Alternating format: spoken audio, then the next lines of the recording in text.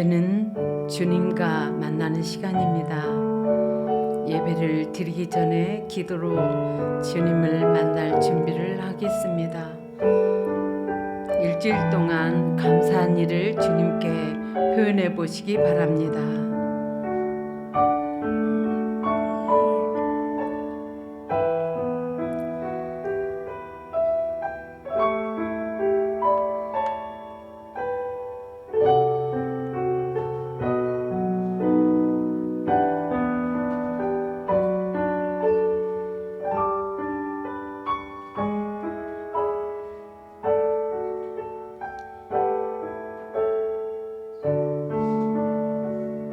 회개 기도를 드립니다. 주님, 제가 무엇을 회개할까요? 라고 여쭤보시고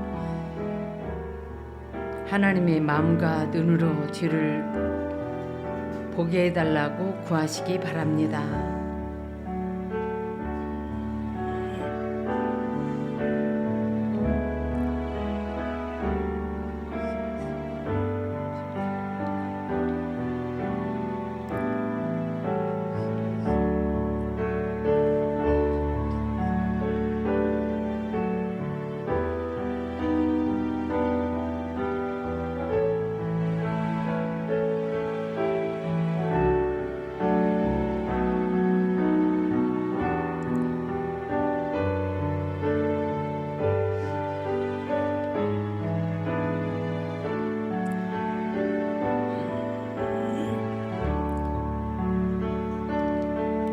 겸손 기도를 드립니다.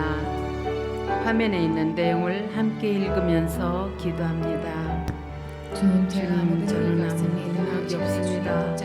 주님이 돕지 않으면 아무것도 할 수 없습니다. 주님, 이 시간에 저와 함께 주옵소서.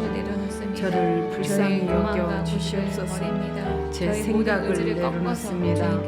고집을 버립니다. 저의 기도를 성령님께서 인도해 주시옵소서.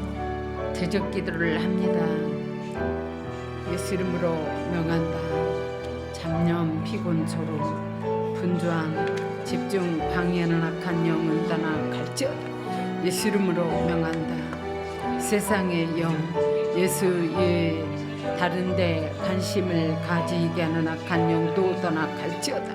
예수 이름으로 명한다. 불신앙과 세상 염려, 친밀함의 회복 방해하는 악한 영도 떠나 갈지어다. 예수 이름으로 명한다. 영분별 방해하고 사단이 주는 생각과 교만함과 반항심, 고집, 완고함을 예수 이름으로 분리되어 떠나 갈지어다. 예수 이름으로 명한다.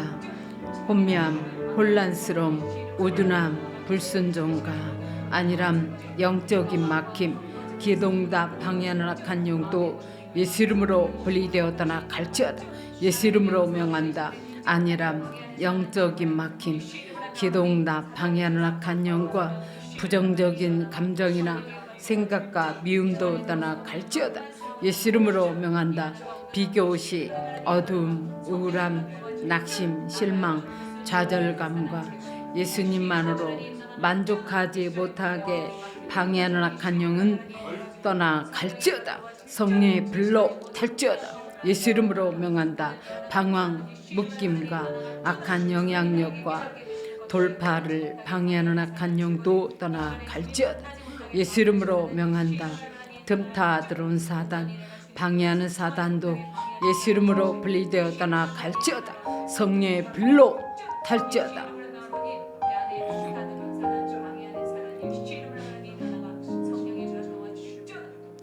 예수님의 보혈의 능력을 묵상하도록 하겠습니다.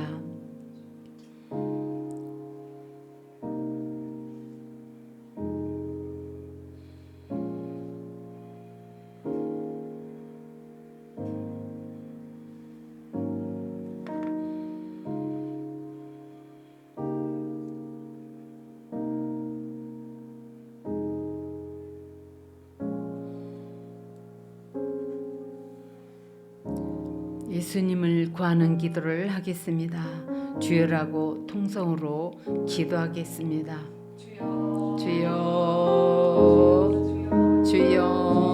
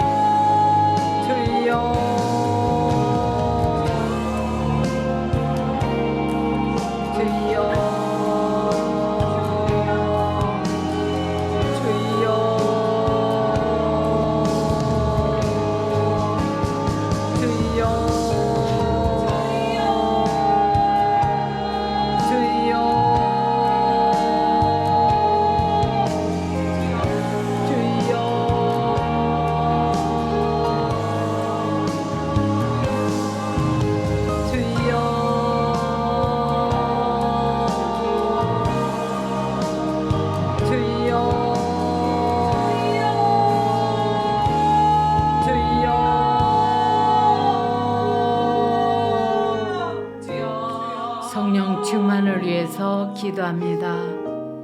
성령님 모셔드리고 인정하고 환영하고 의지합니다. 성령이여 이 시간에 임하여 주옵소서. 성령의 기름을 물 붓듯이 부으소서. 성령이여 나를 사로잡으소서. 더 강하게 성령이여 나를 사로잡으소서. 성령의 기름을 물 붓듯이 부으소서. 더 부으소서. 성령이여 임하소서. 성령의 기름을 물 붓듯이 부으소서. 더 부으소서. 더 강하게 성령이여 나를 사로잡으소서. 성령이여 나를 사로잡으소서. 더 강하게 성령이여 임하소서. 임하소서. 성령이여 더 나를 사로잡으소서. 성령이여 나를 강하게 사로잡으소서. 성령의 기름을 불붙듯이 부으소서. 더 부으소서. 성령이여 임하소서. 임하소서. 성령이여 나를 강하게 사로잡으소서. 성령이여 임하소서. 임하소서. 성령의 기름을 더 강하게 부으소서. 부으소서. 성령으로 충만케 채우소서. 성령의 기름을 물붓듯이 부어 주시옵소서.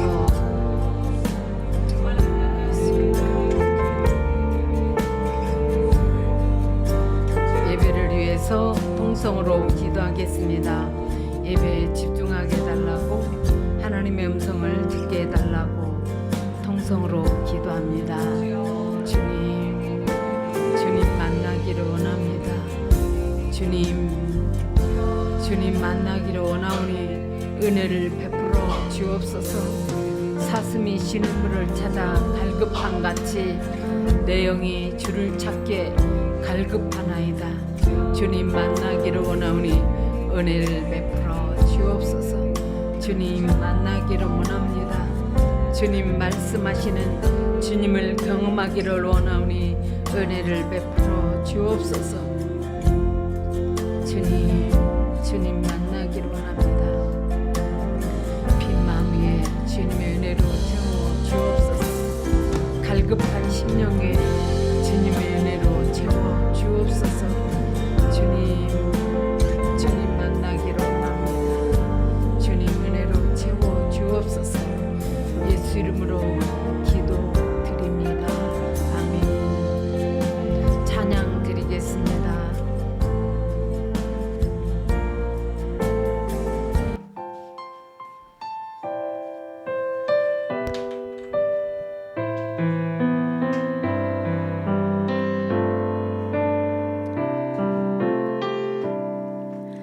겸손히 올리는 나의 기도, 간구보다 감사를 드립니다. 응답하심도 거절하심도 기다리라심도 그저 감사. 간절히 올리는 나의 기도, 간구보다 감사를 드립니다. 기쁜 날에도 고통 중에도 주가 일하심을 믿으며 감사. 감사 위에 감사를 덮을 때 은혜 위에 은혜가 쌓이네. 모든 일에 감사, 모든 순간에 그리 아니하실지라도 감사.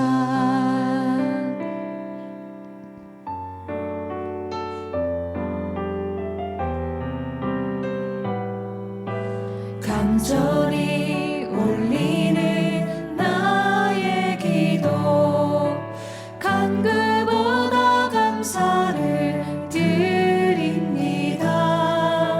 기쁜 날에도 고통 중에도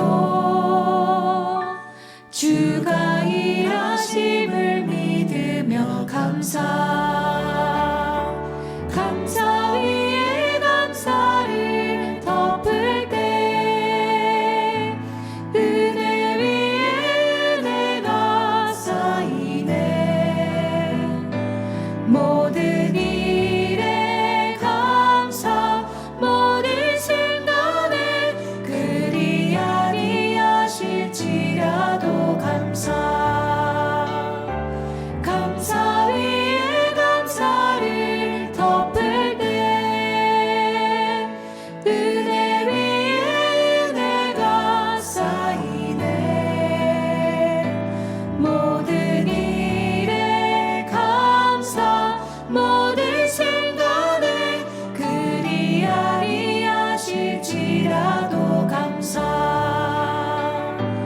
모든 일에 감사 모든 순간에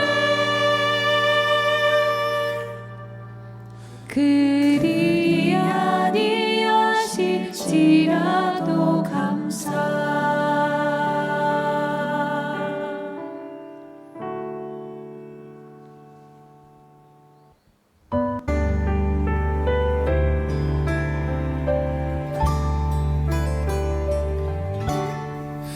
날 구원하신 주 감사 모든 것 주심 감사 지난 추억이 내 감사 주 내 곁에 계시네 향기로운 봄철에 감사 외로운 가을날 감사 사라진 눈물도 감사 나의 영혼 평안해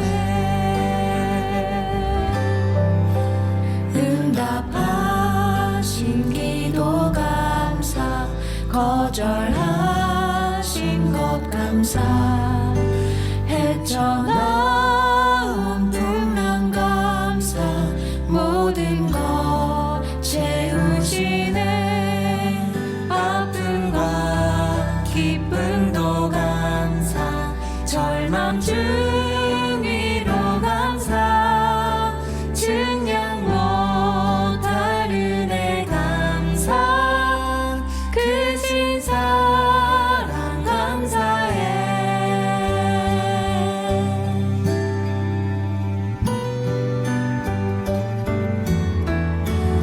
길가에 장미꽃 감사 장미꽃 가시 감사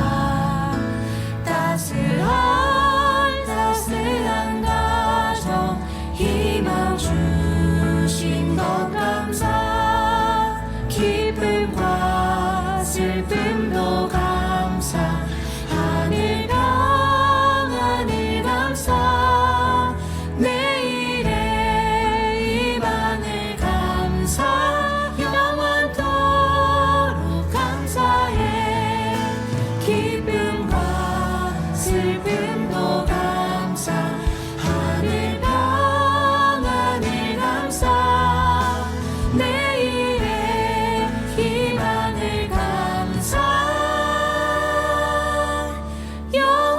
영원토록 감사해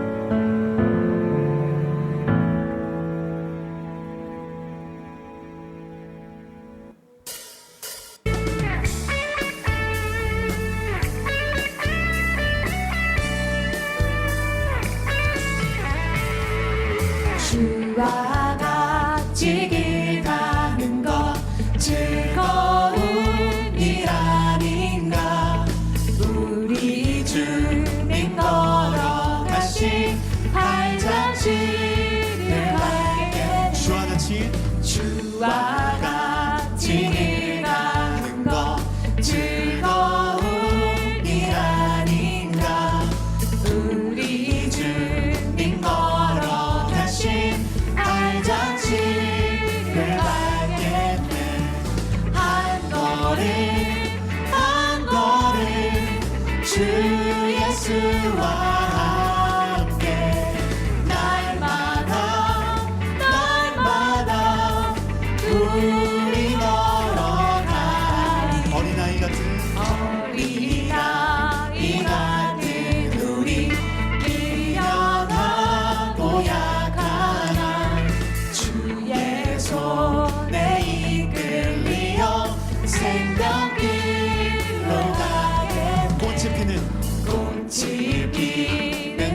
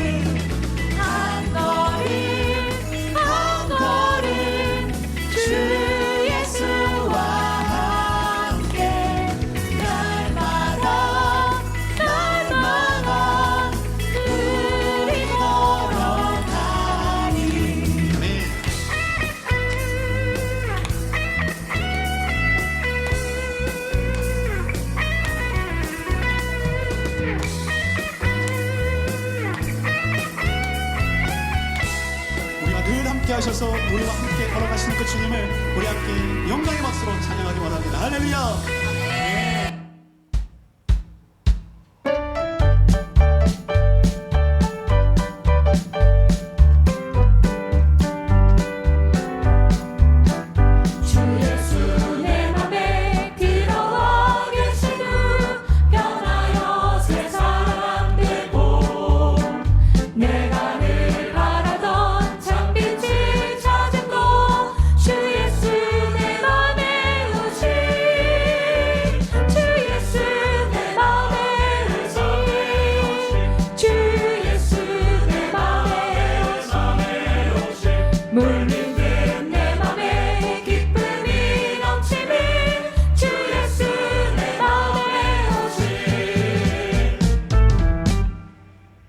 주 예수 내 맘에 들어와 계시는 망령된 행실을 끊고 머리털보다도 더 많던 내 죄가 눈보다 더 희어졌네. 내 맘의 소망을 든든히 가지면 주 예수 내 맘에 오신 의심의 구름이 사라져버린다.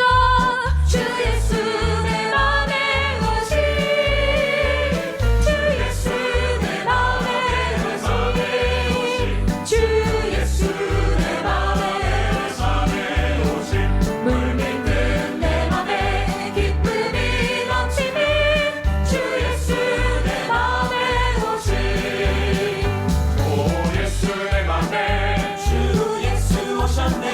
주 예수 내 맘에 물밀듯 오셨네. 주 예수 내 맘에 오 주 예수 오셨네. 주 예수 내 맘에 예수 오셨네.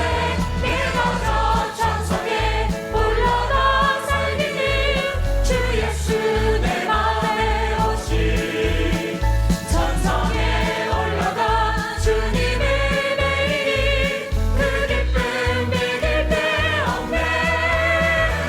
주 예수 내 맘에 오신 주 예수 내 맘에 오신 물밀듯 내 맘에 기쁨이 넘치는 주 예수 내 맘에 오신 주 예수 내 맘에 오신 주 예수 내 맘에 오신 물밀듯 내 맘에 기쁨이 넘치는 주 예수 내 맘에 오신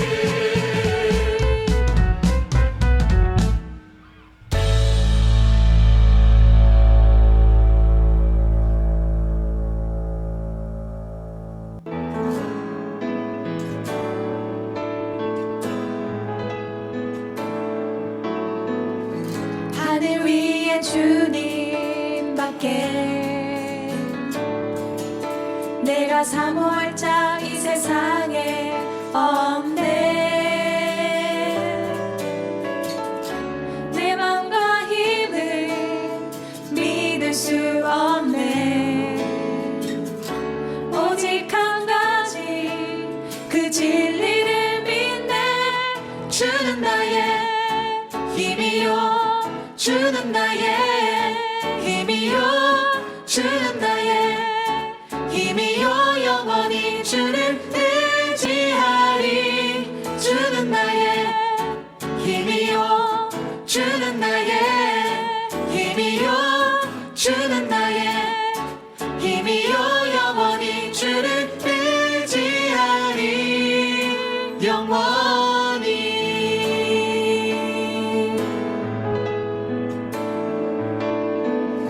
하늘 위에 주님 밖에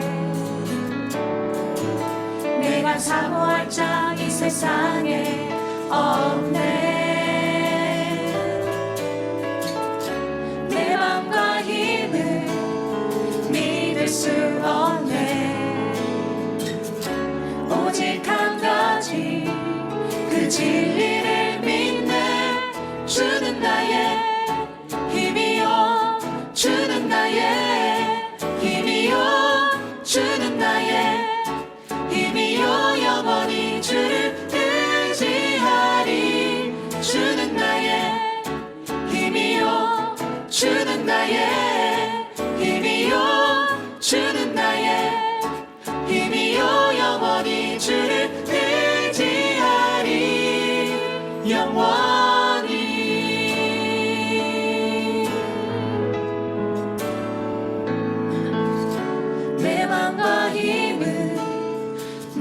이길 수 없네. 오직 한 가지 그 진리를 믿네. 주는 나의 힘이요, 주는 나의 힘이요, 주는 나의 힘이요. 영원히 주를 의지하리. 주는 나의 힘이요, 주는 나의 힘이요, 주는 나의 힘이요. 영원히 주를 의지하리. 주는 나의 힘이요, 주는 나의 힘이요, 주는 나의 힘이요. 영원히 주를 의지하리. 주는 나의 힘이요, 주는 나의 힘이요, 주는 나의 힘이요. 영원히 주를 의지하리. 영원히, 영원히, 영원히.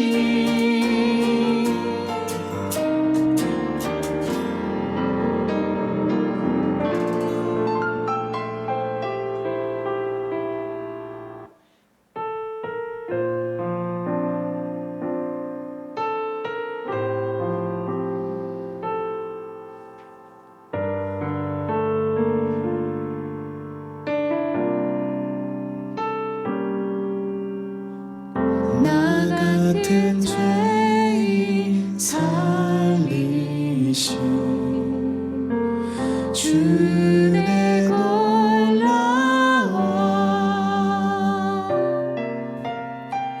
잃었던 생명 찾아고 광명을 얻었네. 큰 죄악에서 건지신 주내 고마워.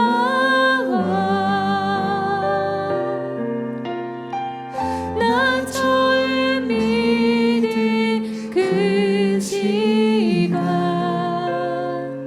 귀하고 귀하다. 주 찬양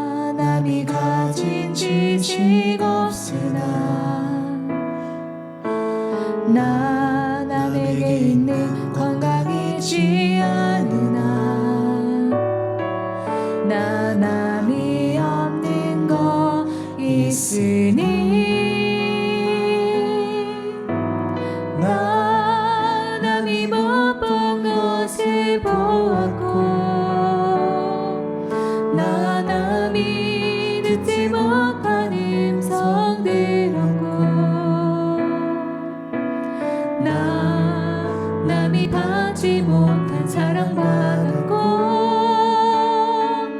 나 남이 모르는 것 깨달았네.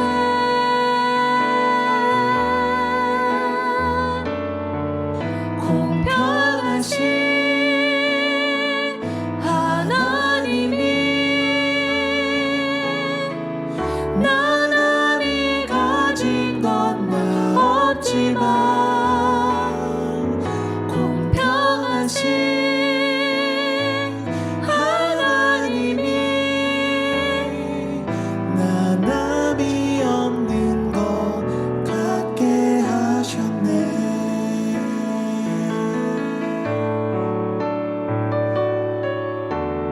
나 가진 재물 없으나 나 남이 가진 지식 없으나 나 남에게 있는 건강 있지 않으나 나 남이 없는 것 있으니 나 남이 못 본 것을 보았고 나 남이 듣지 못한 음성 들었고 나 남이 받지 못한 사랑받았고 나 남이 모르는 것 깨달았네.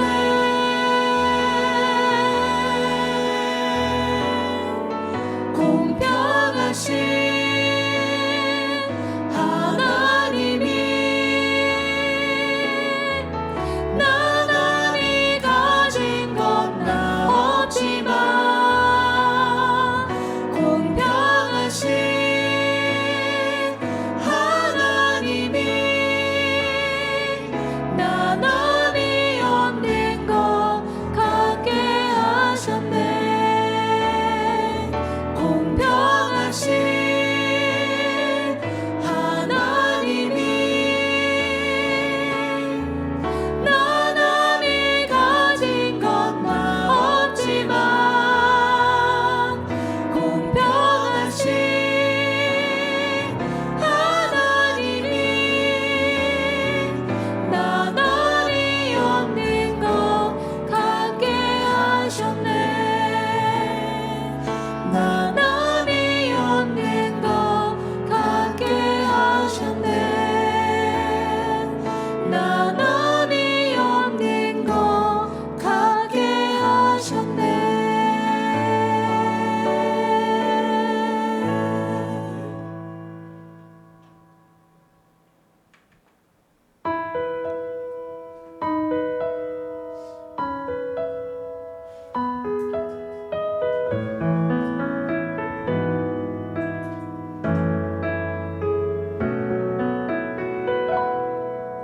주 선한 능력으로 안으시네.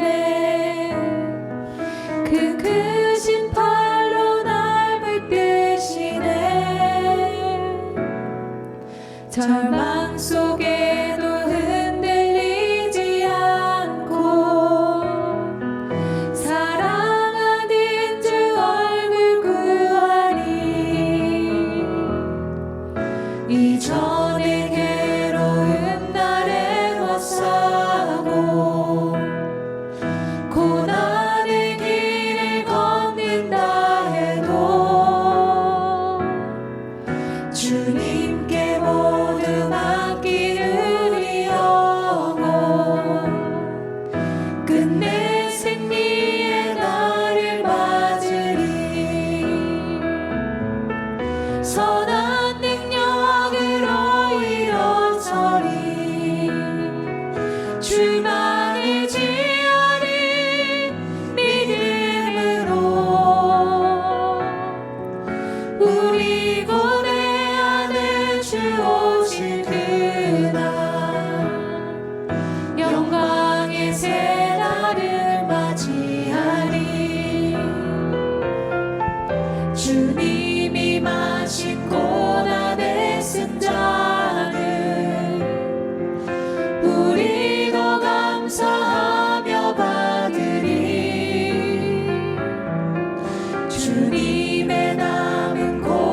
채워가며 예수와 복음 위에 살리라. 선한 능력으로 일어서리 주만을 지으리 믿음으로 우리 고대하는 주 오실 그날 영광의 새날을 맞이하리. 선한 능력으로 일어서리 주만을 지으리 믿음으로 우리 고대하는 주 오실 그날 영광의 새날을 맞이하리. 선한 능력으로 일어서리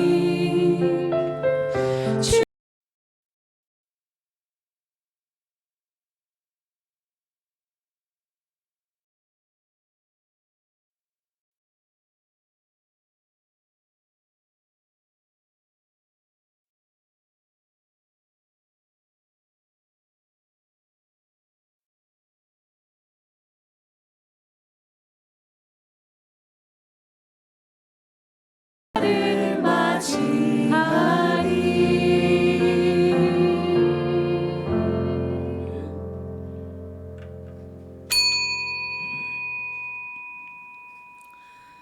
주님, 나의 마음을 다 바쳐서 감사를 드립니다. 주님의 놀라운 행적을 쉼없이 전파하겠습니다.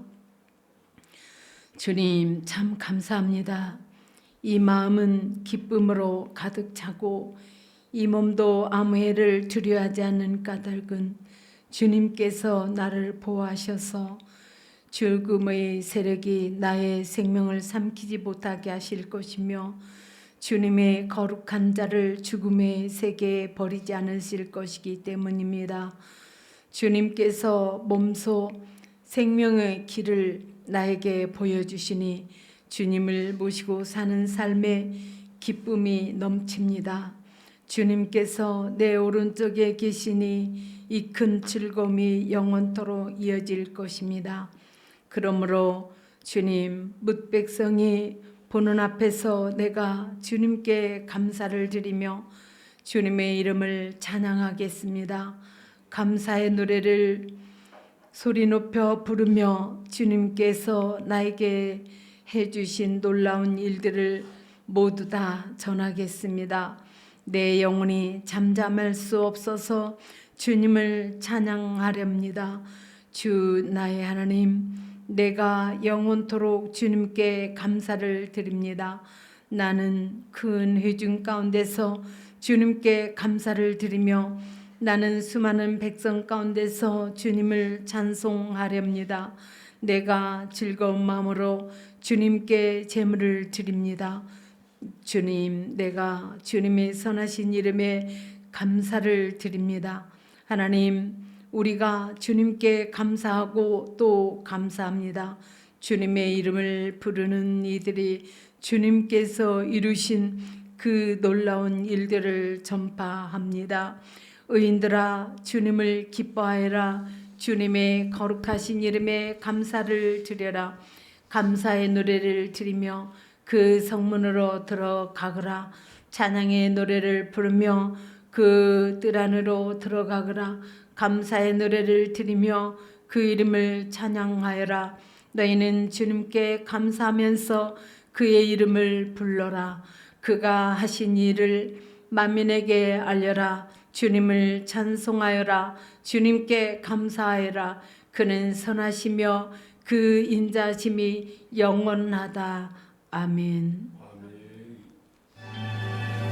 왕의 지성소에 들어가 보좌 앞에 엎드려 경배해. 왕의 지성소에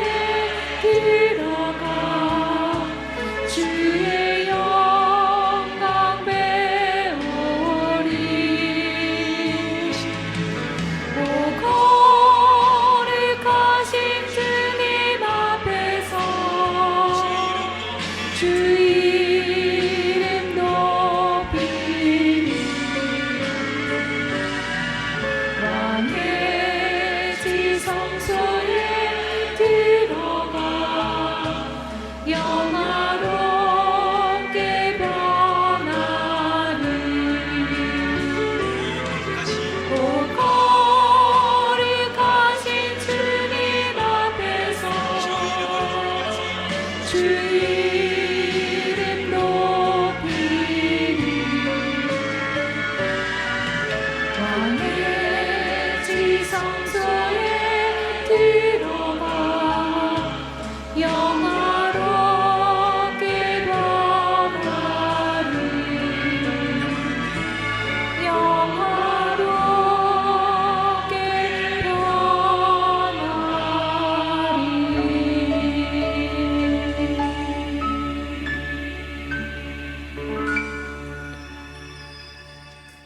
다 함께 사도신경으로 신앙을 고백하겠습니다. 나는 전능하신 아버지 하나님 천지의 창조주를 믿습니다. 나는 그의 유일하신 아들 우리 주 예수 그리스도를 믿습니다.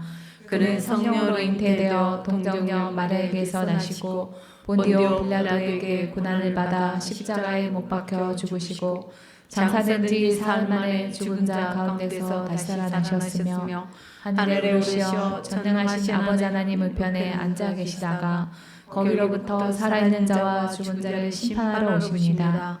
나는 성령을 믿으며 거룩한 공회와 성도의 교제와 죄를 용서받는 것과 몸의 부활과 영생을 믿습니다. 아멘. 찬송가 370장 주 안에 있는 나에게를 찬양 드리겠습니다.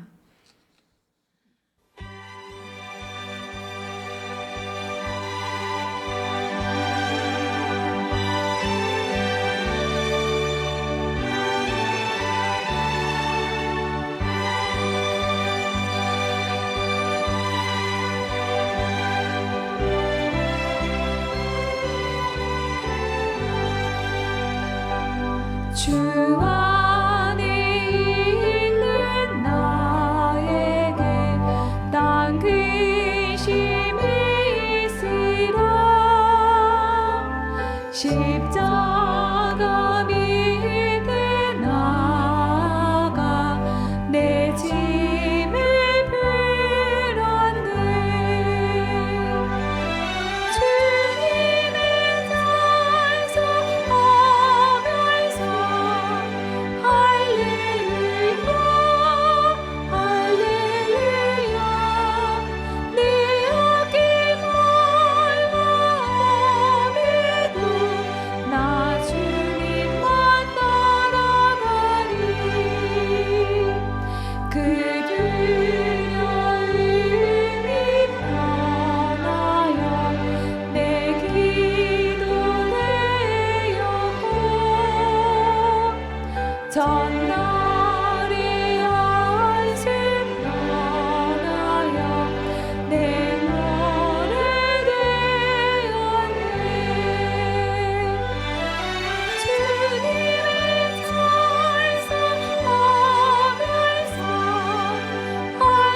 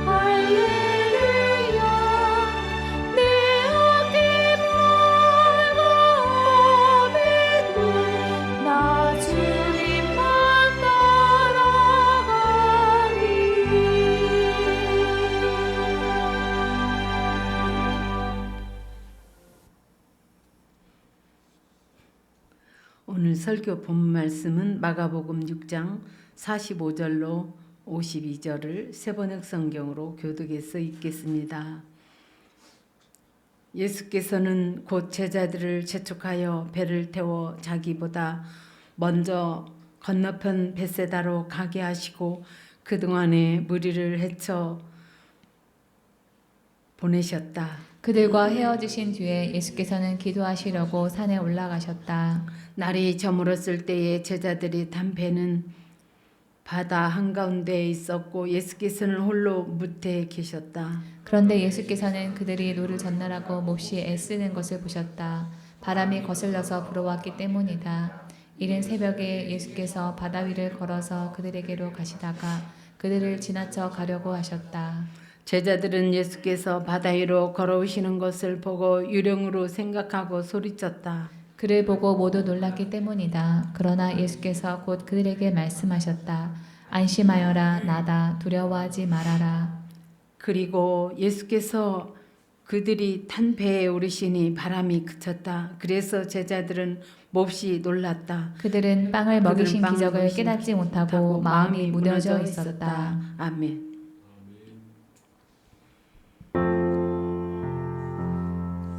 주님 우리의 마음을 여시어 말씀을 깨닫게 하옵소서. 아멘. 전도사님 나오셔서 말씀을 전해 주시겠습니다. 맥주감사 주일에 대해 이야기하려면 우선 구약의 3대 절기인 유월절, 맥주절, 수장절에 대해서 알아봐야 합니다. 이 세 절기는 모두 감사에 대한 절기고 특별히 맥주절과 수장절은 추수감사에 대한 절기라고 볼 수 있는데요. 먼저 유월절은 잘 알려진 것처럼 출애굽의 그 기원을 두고 있습니다. 그리고 이 유월절이 지나고 첫 번째 안식일 다음 날에 땅이 낸 첫 번째 보리이삭 한 단을 하나님께 흔들어서 드리는 초실절이 있고요. 이 초실절로부터 50일째 되는 날 밀을 수확한 뒤에 하나님께 첫 번째 열매를 드린다는 의미에서 맥주절을 감사의 절기로 지켰습니다. 7번째 주에 지켰다고 해서 칠칠절 혹은 오순절이라고 부르기도 합니다. 이때 누룩을 넣어서 구운 떡 2덩이를 하나님께 바쳤습니다. 그리고 마지막으로 수장절은 초막절이라고도 부르는데 이 가을에 추수를 하면서 지키는 절기가 되겠습니다. 자, 그럼 이 맥주절이 맥주감사주일의 기원이냐? 우선 맥주감사주일은 7월 초로서 앞에서 말한 절기들과 시기적으로 맞지는 않습니다. 이것은 한국 기독교 초기에 보리 농사에 대한 추수감사의 의미로 만든 절기입니다. 맥주절은 아까 말씀드린 대로 원래는 밀의 수확을 감사드리는 날이었는데 성경 번역의 오역으로 인해서 이름이 맥주절이 되어버렸습니다. 그러니 맥주감사주일이 맥주절에서 유래한 것이 맞느냐? 라고 정확하게 보기에는 좀 애매한 지점이 있는 것이 사실입니다. 오히려 이 절기는 우리 농경 문화를 바탕으로 새롭게 상황화된 어떤 우리들만의 절기로 봐야 할 것 같습니다. 구약 성경의 절기와 1:1 대응이 되는 것은 아니지만 미국의 개신교 절기인 추수감사절에 쌀의 수확에 대한 감사를 드리게 되었고 이 맥주감사주일에는 보리의 수확에 대한 감사를 드리게 되었다. 이렇게 보는 것이 맞지 않을까 싶습니다. 그럼에도 불구하고 여전히 이슈는 남습니다. 첫 번째, 구약의 절기가 과연 아직까지 유효한가? 두 번째, 농경 문화의 전통에서 출발한 절기가 우리 도시 문화에도 여전히 유효한가? 세 번째, 절기가 헌금을 더 걷기 위한 재정을 확충하기 위한 수단으로 변질된 것은 아닌가? 이런 이야기들은 편집장이 따로 정해드리지 않아도 여러분이 보편적인 상식과 본질에 대한 치열한 고민 그리고 공동체 안에서의 따뜻한 합의로 충분히 정하실 수 있을 것 같습니다.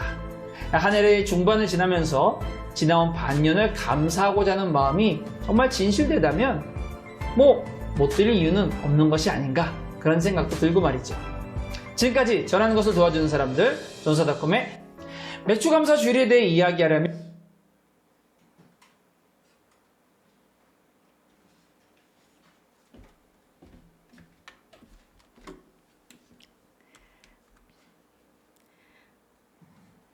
그 옛날 말에 목구멍이 포도청이다 이런 말이 있습니다. 조선시대 때 이 포도청은 오늘날의 경찰과 같은 그런 곳인데요.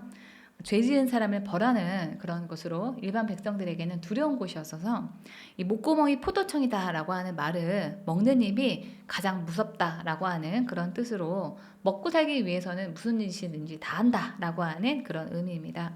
그 정도로 우리가 이 세상에 살면서 먹고 사는 그런 일에 매여서 살고 있습니다. 그러나 주님이 일하시면은 먹고 사는 문제는 아무것도 아닙니다. 우리는 지난 시간에 이 마가복음의 오병이어에 대한 그런 기사를 보았습니다. 예수님은 오병이어 그 뜻대로 떡 5개와 물고기 2마리만으로 남자만 5,000명, 여자와 아이들까지 10,000명이 넘는 그런 사람들을 배부르게 먹이셨습니다. 저는 어릴 때부터 가족 부양에 대한 그런 부담을 가지고 살았습니다. 내가 소녀가장이다. 내가 어떻게 해서든지 우리 부모님을 잘 모셔야 된다. 이런 생각으로 살았고 그 부담은 지금도 여전히 있습니다. 그래서 제가 주님이 사역자의 삶을 저에게 살라 이렇게 말씀을 하실 때 처음에는 안 합니다. 안 됩니다. 이렇게 거절을 했습니다.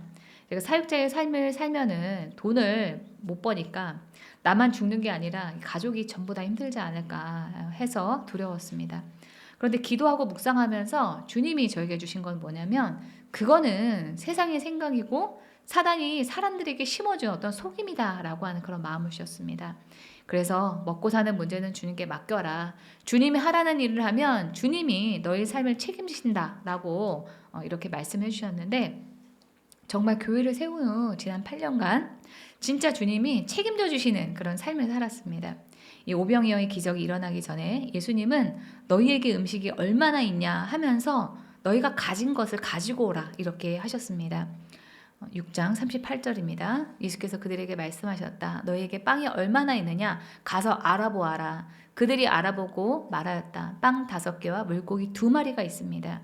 이 제자들이 예수님이 말씀하신 대로 하고 난 그 다음에 그 제자들이 가진 그 이 작은 것을 가지고 예수님께서는 오병이어의 기적을 일으키셨습니다. 이처럼 우리는 주님이 하라는 대로 하기만 하면 아무리 작은 것을 가지고 있다라고 할지라도 기적은 우리 눈에 볼 때는 일어날 것 같지 않다라고 할지라도 주님이 하라고 하는 대로 하기만 하면 우리의 인생에 기적이 일어나고 먹고 사는 문제는 아무것도 아닌 것이 됩니다. 우리 인생에서 가장 중요한 문제는 어떻게 하면 주님이 나를 향해 하시는 그 말씀을 알아듣고 그 뜻대로 살 것인가 하는 그것입니다. 주님이 우리의 생명의 주인 되시고 또 하나님은 나뿐만 아니라 우리의 가족까지도 다 먹이시고 기르시는 그 아버지 되십니다. 그래서 예수님은 하나님의 자녀는 먹고 사는 그런 문제에 대해서 염려할 필요가 없다 이렇게 말씀하셨습니다.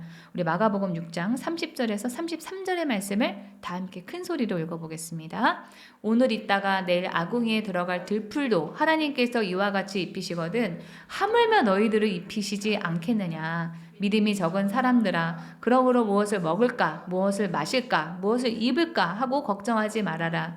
이 모든 것은 모두 이방 사람들이 구하는 것이요 너희 하늘 아버지께서는 이 모든 것이 너에게 필요하다는 것을 아신다.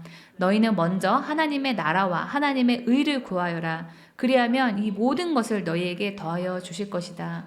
여기서 말하는 하나님의 나라는 하나님의 임재를 의미하고 하나님의 의는 하나님의 뜻을 뜻합니다. 그래서 하나님의 그 임재와 하심과 그 하나님의 뜻만 우리가 구하면 하나님께서 우리의 모든 필요를 다 채워주실 거다라고 예수님께서 말씀하셨습니다. 우리가 먹고 사는 문제에 계속 매여 있으면 계속 거기에만 매여서 살 수밖에 없습니다. 여러분들이 인생을 살면서 그래서 그러한 문제, 먹고 사는 그 문제에 매여 있는 그것을 뛰어넘는 그런 결단이 필요합니다. 먹고 사는 문제는 주님께 맡기고 주님이 원하시는 대로 내가 한번 살아보겠다 이렇게 결단을 할 때 그때 먹고 사는 문제를 뛰어넘어서 역사하시는 그 주님을 경험할 수가 있습니다. 예수님은 우리의 필요를 채워주시는 그 하나님 아버지의 사랑과 능력을 우리로 하여금 믿게 하기 위해서 또 자신이 우리의 구원자 되신다라고 하는 그 사실을 말하기 위해서 오병이어의 기적을 행하셨습니다. 오늘 말씀드릴 이 마가복음의 본문은 오병이어의 기적에 이어서 예수님께서 바다 위를 걸으신 그런 기적에 대한 기사입니다. 먼저 45절 보겠습니다. 예수께서 즉시 제자들을 재촉하사 자기가 무리를 보내는 동안에 배를 타고 앞서 건너편 벳세다로 가게 하시고, 여기에서 즉시 재촉하다라고 하는 이런 단어들을 통해서 예수님이 얼마나 제자들을 빨리 가게 하셨는지를 알 수가 있습니다. 예수님은 오병이어의 기적을 일으키시고 난 다음에 빈들에 있던 이 사람들을 빨리 해산시키고 장소를 다른 곳으로 옮기고자 하셨습니다. 왜냐하면은 이 오병이어의 기적을 경험한 사람들이 예수님을 메시아로 알아보고 왕으로 추대하려고 했기 때문입니다. 요한복음 6장 14, 15절입니다. 사람들은 예수께서 행하신 표징을 보고, 여기서 말하는 표징은 그냥 어떤 단순한 기적이 아니고 메시아로서의 어떤 신성을 보여주기 위한 그런 상징으로서의 기적을 의미합니다. 이분은 참으로 세상에 오시기로 된 그 예언자이다 하고 말하였다. 예수께서는 사람들이 와서 억지로 자기를 모셔다가 왕으로 삼으려고 한다는 것을 아시고 혼자서 다시 산으로 물러가셨다. 그래서 예수님은 이 흥분한 사람들의 마음을 가라앉게 하기 위해서 빨리 사람들을 흩어지게 하신 것입니다. 그래서 이 제자들은 배를 타고 갈릴리 호수를 건너게 하시고 예수님께서는 따로 산으로 기도하러 가셨습니다. 그런데 이 날이 저문 저녁에 배를 타고 가던 이 제자들에게 문제가 생깁니다. 이 마가복음 6장 47절에서 48절 상반절입니다. 저물매 저녁이 됐다는 거죠. 배는 바다 가운데 있고 예수께서는 홀로 물에 계시다가 바람이 거스름으로 제자들이 힘겹게 노젓는 것을 보시고, 이 마가복음 4장에 광풍을 잠잠하게 하신 그런 예수님의 기사에 대해서 우리가 봤듯이 이 갈릴리 호수에는 계곡을 타고 내려온 회오리 바람이 불어서 약 한 2m 높이의 높은 파도가 친다라고 합니다. 이 배는 이 넓은 이 바다에 비하면 지극히 작은 그런 존재입니다. 거기다가 배에 언제 사나운 바람이 불어닥쳐서 파도가 배를 삼킬지 모릅니다. 지금은 이 배를 만드는 기술이나 항해술이 발달을 해서 괜찮지만 2000년 전에 바다 위를 다니는 그런 일은 아마 전쟁 다음으로 위험한 그런 일이었을 것입니다. 제자들이 타고 가는 배는 지금 또 바람이 거스르는 그런 상황입니다. 가고자 하는 방향에 반대로 불어오는 그 바람은 배가 목적지를 향해서 가기 어렵게 만들고 때로는 배를 뒤집어지게 할 수도 있습니다. 바다 위에서 배를 타고 가는 그런 상황이나 역풍은 우리 인생의 그 문제를 의미합니다. 이 48절에서 제자들이 괴로이 노를 저었다라고 할 때 이 힘겹게 노를 저었다 할 때 이 힘겹게는 헬라어로 바사니조인데요. 시험하다, 고문하다, 지치게 하다라고 하는 뜻을 가진 동사입니다. 제자들은 역풍을 맞아서 노를 젓느라 고통스럽고 지쳐갔습니다. 우리도 사는 게 고통스럽고 지칠 때가 많이 있습니다. 제자들이 힘겹게 노를 젓지만 본문을 보면은 그게 통하지 않는 것처럼 그렇게 보입니다. 문제가 자기의 힘과 노력만으로 해결이 되지 않는 겁니다. 거기다 이 제자들의 원래 직업은 어부였습니다. 갈릴리의 그 악천후에서 많은 일을 해봤던 그런 어부들조차도 해결하기 어려운 그런 문제 상황에 직면해 있었습니다. 우리도 열심히는 해보지만 그것만으로는 문제가 해결되지 않고 또 이전에 내가 있었던 어떤 경험과 지식과 그것들이 통하지 않는 그런 문제를 만나기도 합니다. 거기다 이 제자들이 악정고투, 즉 매우 어려운 조건을 무릅쓰고 힘을 다하여 고상스럽게 싸우고 있는 지금 이 시간은 밤 사경입니다. 밤 사경은 새벽 3시에서 9시 사이입니다. 새벽 3시에서 9시 사이, 6시 사이에는요, 밤중에도 한밤중으로 가장 어두운 그런 때입니다. 이 시간에는 사람들이 다 자는 시간이지 깨어서 돌아다니는 시간이 아니라서 누구에게도 도움을 요청하기 어려운 그런 시간입니다. 지금은 전화기라도 있지만 그 시절에 새벽에 바다와 같은 그런 호수 한가운데에서 누구에게 도움을 요청할 수 있었겠습니까? 내가 혼자서 해결하기 어려운 그런 문제를 맞닥뜨렸는데 누구에게도 도움을 요청할 수 없는 그런 상황은 그 자체로 공포가 됩니다. 우리도 인생을 살면서 오늘 본문에 이 제자들과 같은 그런 상황에 놓일 때가 있습니다. 어려움을 만나서 모든 일이 내 마음대로 되지 않고 내가 가고자 했던 목적지에 반대 방향으로 가는 것 같고 그렇다고 누구에게도 도움을 요청할 수가 없는 그런 인생에서 어둡다 하는 그런 시간이 있습니다. 거기다가 그 괴로운 시간이 장시간 계속되었습니다. 이 47절에 보면 이 제자들이 배를 타고 처음에 출발한 그 시간은 해가 저물 그런 무렵이었습니다. 그런데 이들이 48절에서 바다 위를 걸어오는 예수님을 본 그 시각은 사경이니까 새벽 3시에서 6시 사이입니다. 그러니까 제자들은 밤새도록 노를 저으면서 고통스러워했던 것입니다. 이 마가복음 4장에서 예수님이 광풍을 잠잠하게 하신 그 사건 때는 예수님이 주무시더라도 이 제자들과 함께 같은 배를 타고 있었는데, 오늘 본문의 사건이 일어난 그런 시각에는 예수님은 땅에 계시고 제자들은 바다와 같은 그 호수 한가운데에 따로 있었습니다. 우리가 괴로운 일을 겪을 때 때로는 하나님이 내 옆에 없는 것처럼, 또 하나님이 부재하지 않는 것처럼 느껴지는 것처럼 그렇게 고통스러운 그런 때가 있습니다. 하나님이 옆에 계신다라고 하는 확신이 있으면 나의 어려움을 토로하면서 하소연이라도 할 텐데 그렇게 하나님이 느껴지지 않고 하나님이 보이지 않는 그런 때가 있습니다. 그러나 이 48절 말씀에서는 제자들이 힘겹게 노를 젓는 것을 예수님께서 보고 계셨다, 이렇게 분명히 말하고 있습니다. 이 48절에서 보시고에 해당하는 헬라어 에이도는 주목하다, 관찰하다의 뜻이 있습니다. 그냥 단순히 그냥 보기만 하는 것이 아니라 예의주시하고 있었다라고 하는 그러한 뜻입니다. 예수님이 나만 혼자 두신 것처럼 느껴질 때, 나를 외면하신 것처럼, 나를 안 보고 계시는 것처럼 느껴져서 마음이 괴로울 때, 그러나 이 48절에서는 예수님께서 보고 계셨다, 그것도 주의 깊게 관찰하고 계셨다, 예의주시하고 계셨다라고 말씀하고 계십니다. 사실 한밤중에 어두운 시간이고 또 예수님과 제자들이 떨어져 있는 그 거리가 있기 때문에 예수님의 어떤 육신의 눈으로 제자들을 볼 수 있을 정도로 가까운 거리는 아니었을 겁니다. 그러나 예수님이 그때에도 제자들에게 눈을 떼지 않으셨던 것처럼 주님은 우리의 모든 일을 다 감찰하고 계십니다.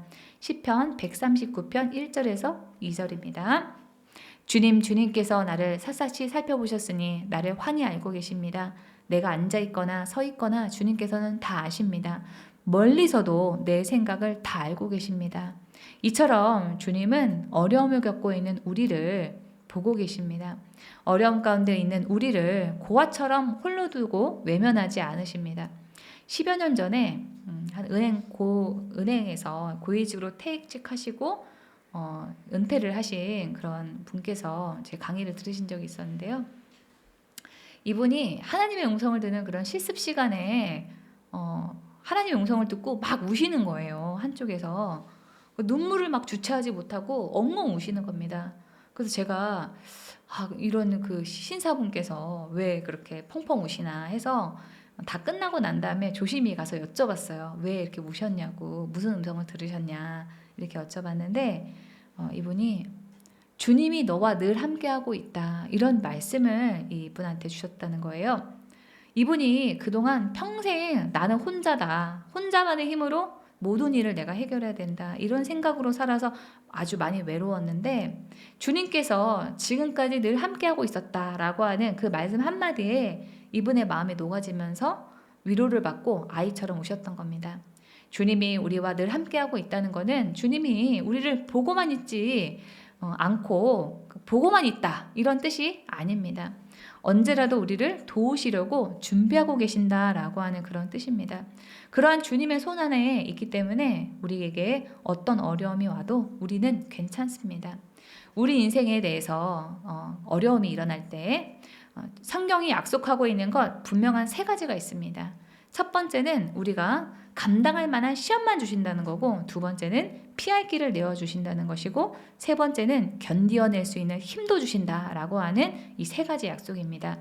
고린도후서 10장 13절을 다 함께 읽겠습니다. 시작. 여러분은 사람이 흔히 겪는 시련밖에 다른 시련을 당한 적이 없습니다. 하나님은 신실하십니다. 여러분이 감당할 수 있는 능력 이상으로 시련을 겪는 것을 하나님은 허락하지 않으십니다. 하나님께서는 시련과 함께 그것을 벗어날 길도 마련해 주셔서 여러분이 그 시련을 견디어낼 수 있게 해주십니다. 이 하나님이 우리가 감당할 만한 시험만 주신다, 또 피할 길을 내어주신다, 또 견디어낼 수 있는 힘도 주신다라고 하는 이 3가지 사실을 여러분들이 잊지 마시고 어려울 때 낙심하지 말고 소망을 가지시기를 바랍니다. 2주 전에 저희 아버지가 조직검사를 받으셨는데요. 제가 예전 같으면은 막 노심초사하면서 주님 검사 결과가 어떻게 나올까요? 제가 만약에 그 결과가 암으로 나오면 저는 어떻게 해야 될까요? 이렇게 미리 기도를 해봤을 텐데 제가 이번에는 주님께 물어보지도 않고 걱정도 별로 하지 않았습니다. 어떤 결과가 나와도 주님이 이 말씀과 같이 감당할 만하게 해주시리라. 또 벗어날 길도 주시리라. 또 어떤 어려움도 견디게 해주시리라 라고 하는 그런 확신이 제 안에 있었기 때문입니다. 그래서 담담히 제가 기다리고 있었는데 다행히 암이 아니다 이런 결과가 나왔습니다. 이 세상의 모든 일이 주님의 손 아래에 있기 때문에 어떤 일이 일어나도 거기에는 주님의 뜻이 있습니다. 주님이 뜻을 세우시고 그곳으로 우리를 인도하셨다라고 한다면 우리 주님께서 또 선하신 가운데 우리를 구원하시고 주님이 목적하시는 그곳으로 우리를 인도하실 것이다 라고 하는 그런 믿음으로 우리는 살아야 됩니다. 주님이 계획하셨다면 주님이 완성하실 것입니다. 우리 이사야서 43장의 말씀을 큰 소리로 읽어보겠습니다. 시작. 내가 너를 속량하였으니 두려워하지 말아라. 내가 너를 지명하여 불렀으니 너는 나의 것이다. 내가 너를 물 가운데로 건너갈 때에 내가 너와 함께하고 내가 강을 건널 때에도 물이 너를 침몰시키지 못할 것이다. 내가 불 속을 걸어가도 그을리지 않을 것이며 불꽃이 너를 태우지 못할 것이다. 이 말씀 그대로 제자들은 예수님의 이러한 물 가운데서도 함께 하시고 또 강을 건널 때에도 물이 침몰하지 못하는 그런 일들을 겪었습니다.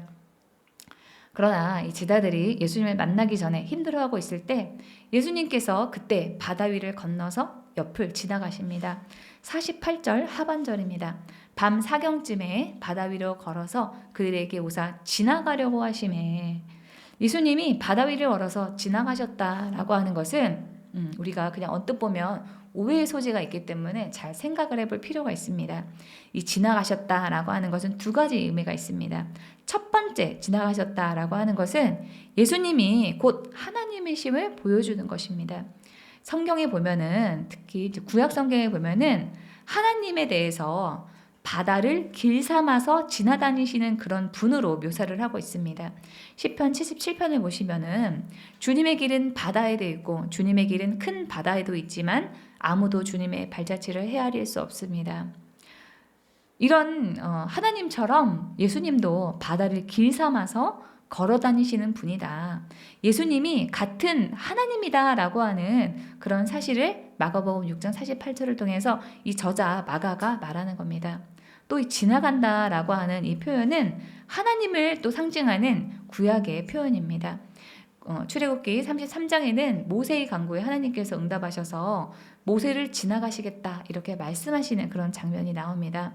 33장 22절입니다. 나의 영광이 지나갈 때 내가 너를 바위 틈에 집어넣고 내가 다 지나갈 때까지 너를 나의 손바닥으로 가리워 주겠다. 또 이 엘리야가 이세벨에게서 도망을 쳐서 호렙산에 있을 때 하나님이 엘리야에게 내가 너를 지나갈 거다 이렇게 말씀을 하십니다. 열왕기상 19장 11절입니다. 이에 곧 나 주가 지나갈 것이니 너는 나가서 산 위에 주 앞에 서 있어라. 그래서 이렇게 바다 위를 걸었다, 지나갔다 이러한 표현은 전부 하나님께서 그러니까 예수님께서 곧 하나님이다라고 하는 그런 사실을 나타내고 있는 그런 말씀입니다. 두 번째로 지나가셨다라고 하는 것은 예수님께서 이 제자들을 보시고 그냥 지나치셨다라고 하기보다는 제자들이 예수님에게 도움을 요청하실 때까지 예수님이 기다리셨다라고 하는 그런 의미도 됩니다. 예수님은 제자들이 탄 배를 향해서 곧장 가신 것이 아니라 제자들이 예수님을 향해서 소리치지 않으면 지나가기라도 할 듯이 살짝 비스듬히 가셨습니다. 그것은 주님이 고생하는 이 제자들을 보고 외면하신 것이 아니라 구원하시려고 하지만 예수님을 향한 그 제자들의 믿음을 보고자 하셨던 그런 의도가 있는 것입니다. 제자들을 구원하시되 그들이 예수님을 향한 믿음을 보일 때 구원하려고 예수님께서 스쳐서 지나가신 겁니다. 때로는 우리가 바닥으로까지 내려가는 그런 상황에서도 주님이 우리를 지켜보기만 하는 것처럼 오늘 본문의 말씀처럼 지나치기라도 하는 것처럼 보일 때가 있습니다. 그것은 주님께서 우리로 하여금 도와달라고 하기를 주님께서 기다리시는 겁니다. 우리가 도와달라고 그 기도한 그 일을 통해서 주님이 역사를 하시면 우리의 신앙에 점프가 일어나기 때문에 그래서 주님께서 우리를 그냥 가만히 지켜보고 있는 것처럼 그냥 지나치기만 하는 것처럼 그렇게 보이는 거죠. 그럴 때 내가 어려울 때 주님께 기도했더니 주님께서 일하시는구나 하면서 우리의 신앙이 더 견고해지게 됩니다. 이 하나님을 만나봤던 그런 사람들이 가지고 있는 공통점 중에 하나는 편할 때가 아니라 인생이 좋을 때가 아니라 어려울 때 하나님을 만났다라고 하는 겁니다. 제자들은 바람이 반대로 불고 노를 밤새도록 전널하고 지쳐있는 그곳에서 무리를 걸으시는 주님을 만났습니다. 사람이 교만해서 문제가 없고 편안하면은 하나님을 찾지 않습니다. 자기 힘과 손으로 다 해결할 수 있을 것만 같을 때는 하나님을 찾지 않습니다. 그러나 자신의 능력으로 도무지 어려움이 해결될 것 같지 않을 때 우리는 하나님을 부르짖고 또 하나님은 그때 우리에게 자신을 보여주십니다. 그렇게 하나님을 경험하면서 우리의 믿음이 한 단계 더 도약하게 됩니다. 그래서 사는 게 어려울 때 그때가 우리의 인생의 위기이면서도 기회입니다. 우리 인생에 있어서 이제는 끝이구나 하고 이렇게 느낄 때 아무것도 할 수 없어서 두 손 들고 천부의 의지 없어서 손 들고 옵니다 라고 하면서 주님께 나갈 때 그때부터 주님께서 일하기 시작하십니다. 주님의 도우심을 간구하면 그때부터 주님의 은혜가 우리의 마음 깊이 다가오고 기적과 치유를 경험하게 됩니다. 위기의 때를 주님을 만나고 일하심에 그러한 기회로 삼느냐 아니냐 하는 것은 여러분의 기도에 달려 있습니다. 기도하면 주님께서 여러분을 만나 주십니다. 기도하면 주님이 나를 내버려 두신 것이 아니라 나를 지켜보며 내가 주님을 찾기를 기다렸구나 라고 하는 그런 사실을 여러분들이 깨닫게 될 것입니다. 오늘 본문의 말씀은 예수님이 무리를 걸으신 그런 장면을 통해서 예수님이 구약성경이 말하고 있는 하나님의 그 영광과 능력을 가지신 그런 분이다라고 하는 사실을 말해줍니다. 또 예수님은 우리가 깊은 절망의 밤을 만나서 힘들고 고통스러워할 때 그 현장으로 우리를 친히 찾아오시는 그런 분이십니다. 어두운 밤바다를 표류하는 것만 같은 그런 고난 속에 있는 우리를 내버려 두지 않으시고 우리가 보지 못하는 중에도 여전히 우리를 보고 계시며 결정적인 그 순간에 우리를 찾아오셔서 우리를 구원하시고 인도해 주시는 그런 분이십니다. 가장 간절할 수밖에 없는 순간, 내가 할 수 있는 그런 최선을 다해봤지만 소용이 없다고 생각하는 그 순간에 그렇게 주님은 우리 인생의 가장 어두운 그 시간에 우리의 삶에 등장하셔서 가장 밝은 빛을 비춰주실 것입니다. 그러니 주님이 나에겐 관심이 없으시구나 라고 하는 그러한 절망의 순간이 곧 주님과 만나는 그 시간이라고 하는 그 사실을 기억하시면서 환경과 상황을 기도로 바꾸어 나가시는 여러분이 되시기를 주님의 이름으로 축원합니다. 하나님의 음성을 들으면서 오늘 말씀을 마치겠습니다.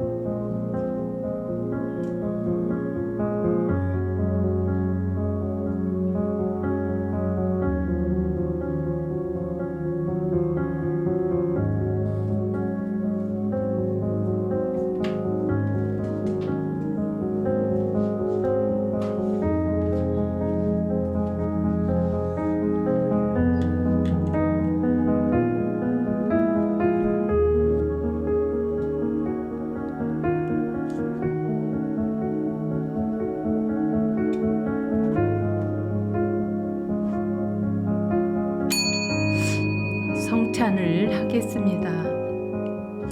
성찬을 대하는 태도에 관한 화면을 보시고 성찬에 임하시기 바랍니다. 성찬은 주님의 살과 피를 먹는 것입니다. 성찬을 대하기 전에 기도와 감사 기도와 회개 기도를 드리겠습니다.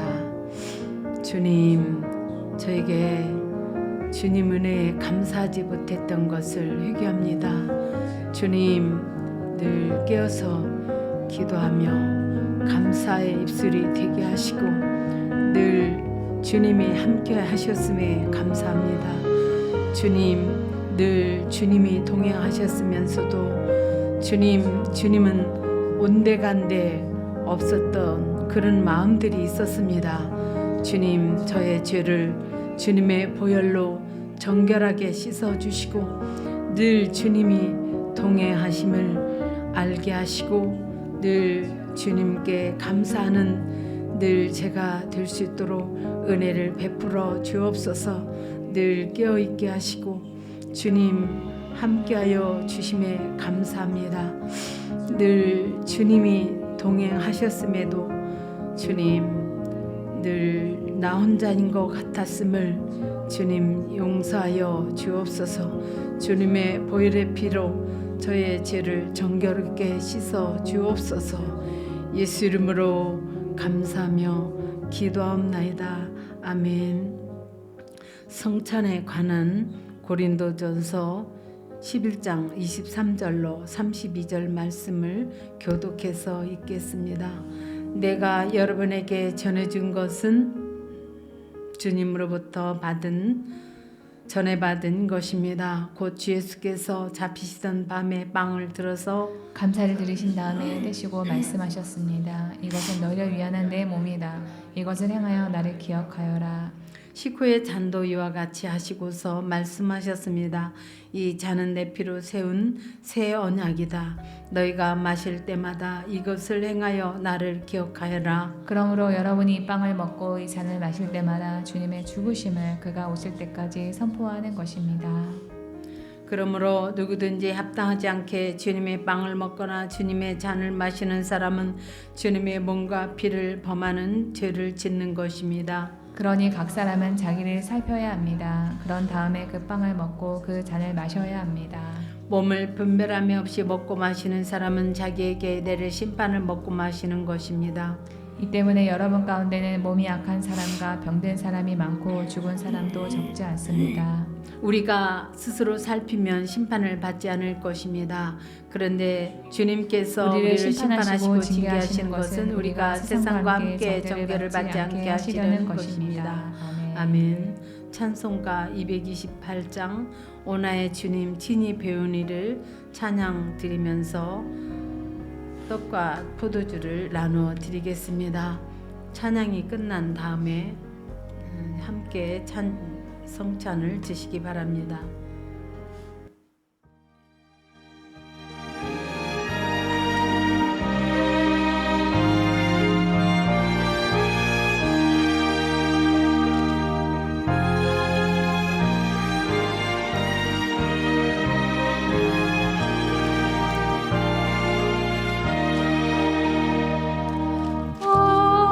나의 주님 친히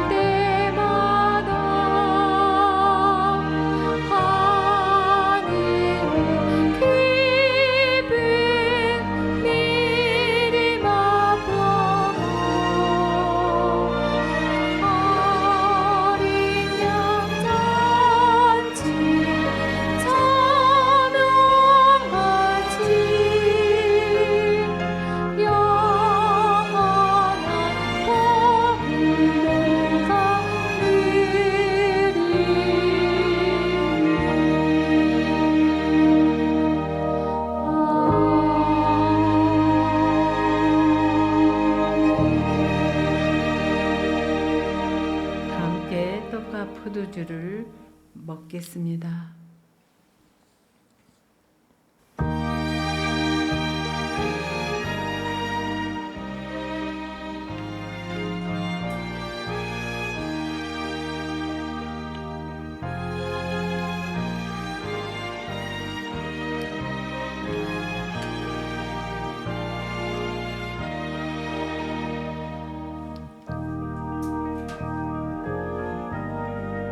죄의 만찬은 죄에 대하여는 죽고 새로운 생명으로 거듭나는 것을 의미하며 그리스도와의 지속적인 교제와 연합을 의미합니다. 떡은 주님의 몸이니 이 떡을 먹므로 예수님을 기억하라고 하십니다. 포도주는 예수님께서 십자가에서 흘리신 피를 상징하는데 피는 생명을 의미합니다. 찬송가 588장 공중나는 새를 보라를 찬양 드리면서 주님께 준비한 예물을 드리겠습니다.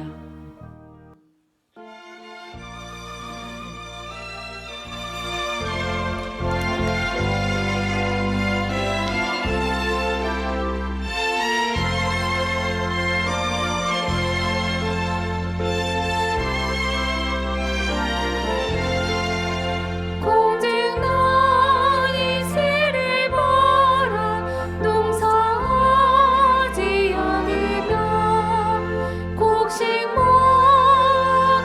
먹어가나니 드린 것이 없어도 세상 죄가 아닌 주님 새를 먹여주시니 너희 먹을 것을 위해 근심할 건 미워냐 들을 밀까 발을 보라 길삼수고 은혜로 솔로몬의 입이 넘던 이것만 못하였네 아금성이 어디피나 그의 입이 시각이 사랑 아닌 자녀들은 입히시지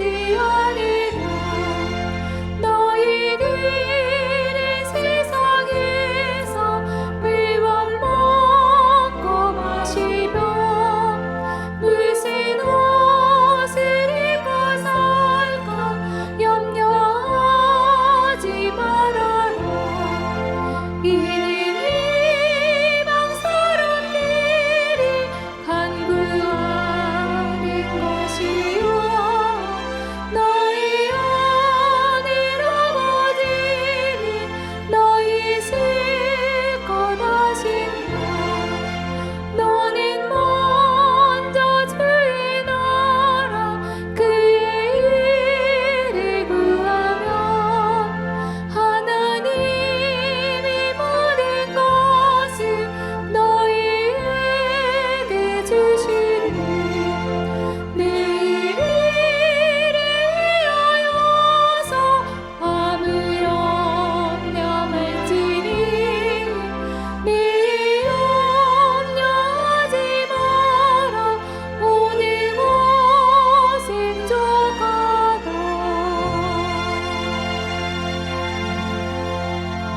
드린 예물을 위해서 기도합니다. 인생을 돌이켜보면 어느 것 하나 주님의 은혜가 아닌 것이 없습니다. 하지만 어리석은 저희들은 감사할 줄 몰랐고 입술에 원망과 불평이 그치지 않았습니다. 주님이 주신 감사한 일들을 세어봅니다. 나 같은 사람을 하나님의 자녀로 불러주시고 사랑해 주심에 감사합니다. 예수님을 알게 하시고 성경을 믿게 하시고 구원을 받게 하심도 감사합니다. 사랑하는 가족들이 있기에 감사합니다. 섬길 수 있는 교회가 있어서 감사하고 교회를 위해 봉사하고 헌신할 수 있음에 감사합니다. 교회를 통해 같은 신앙의 사람들을 만나게 하셔서 감사하고 어려운 사람들을 위해 내어놓을 수 있는 물질과 마음이 있음에 감사합니다. 고난 속에서도 감사합니다. 나에게 허락하신 모든 것이 감사하고 지금 내가 여기 이 자리에 생명으로 살아있는 것도 감사합니다. 주님의 은혜 없이 이루는 일상은 아무것도 없음을 다시금 고백합니다. 마주하는 모든 것 속에서 하나님을 찾아내는 감각 있게 하시고 하나님 모든 일 속에서 하나님의 일하심을 발견하는 지혜를 부어 주시옵소서. 아멘. 주님, 우리 성도님들이 삶의 어려움 가운데서도 기쁨과 감사를 발견하고 문제들을 담대하게 이겨낼 수 있게 하여 주옵소서. 아멘. 오늘도 주님 안에서 감사하며 자족할 수 있는 복된 하루가 되게 소망하기를 원합니다. 주님 늘 주님 은혜에 감사할 수 있는 기도의 집 교회 성도들이 다 되게 하여 주옵소서. 아멘. 예수 이름으로 기도합나이다. 아멘.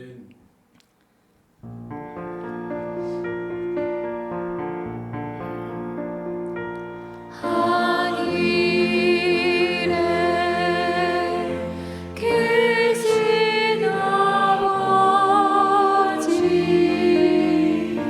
이름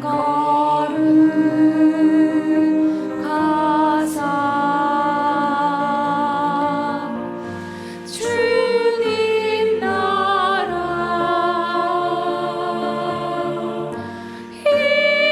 임하시고 뜻이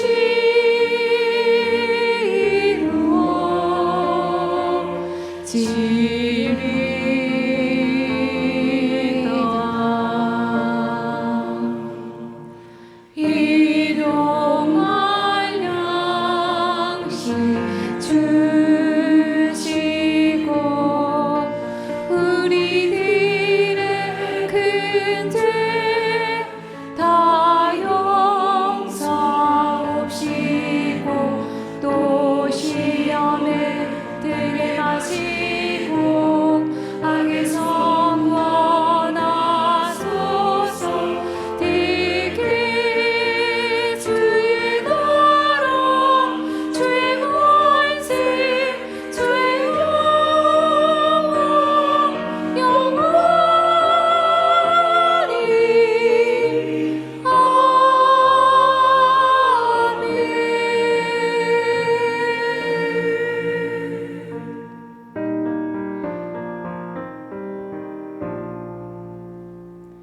우리 주 예수 그리스도의 은혜와 하나님 아버지의 지극하신 은혜와 성령의 내주 교통 역사하심이 이제로부터 영원토록 기도의 집 교회와 성도들 위에 함께할지어다. 아멘. 아멘.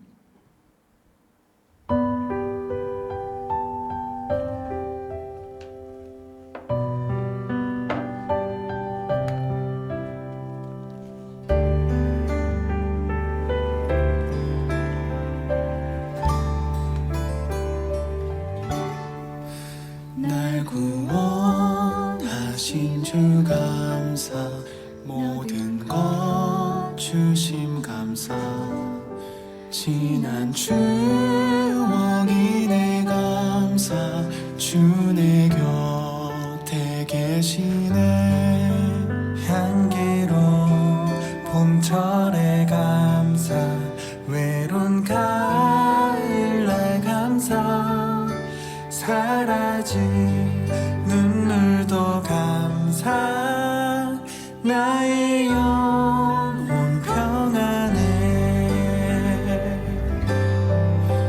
응답하신 기도 감사 거절하신 것 감사 헤쳐나온 풍랑 감사 모든 것 채우시네 아픔과 기쁨도 감사 절망 중 위로 감사 주